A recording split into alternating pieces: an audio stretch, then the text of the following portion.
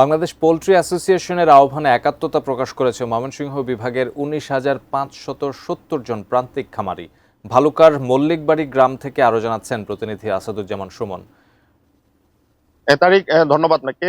আসলে আমরা দেখছি যে আজকে সকাল থেকে আমরা ঘুরে দেখছিলাম যে ময়মনসিংহের যে সবচেয়ে বেশি যে অঞ্চলে পোল্ট্রি শিল্পটা রয়েছে এটি ভালুকা উপজেলায় রয়েছে। বিশেষ করে এই ভালুকার দুটি ইউনিয়ন মল্লিকবাড়ি এবং ডাকাতিয়া, এই দুটি ইউনিয়নের সবচেয়ে বেশি পোল্ট্রি খামার আমরা জেনেছি। কিন্তু আমরা সকাল থেকে দেখেছি যে অধিকাংশ পোল্ট্রি খামারে কিন্তু মুরগি নেই।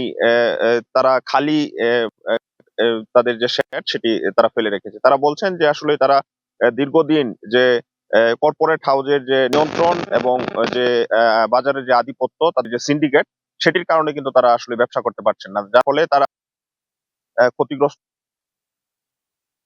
এবং তাদের যে পোল্ট্রি শিল্প যেটি সেটি তারা বন্ধ করে দিয়েছে।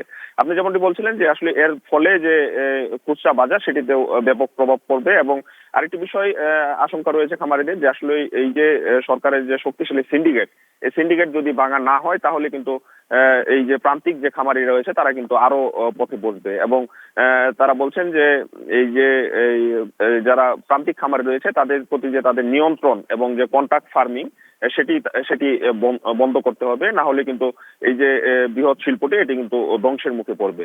তো প্রান্তিক খামারিরা প্রত্যাশা করছেন যে সরকারকে আরো বেশি কঠোর হয়ে এই যে সিন্ডিকেট, এই সিন্ডিকেটটি ভেঙে তারা যেন তারা ব্যক্তিগত বা তারা তারা খামার করে যেন তারা লাভবান হতে পারে এবং দেশের যে সমৃদ্ধি সেটিতে তারা ভূমিকা রাখতে পারে।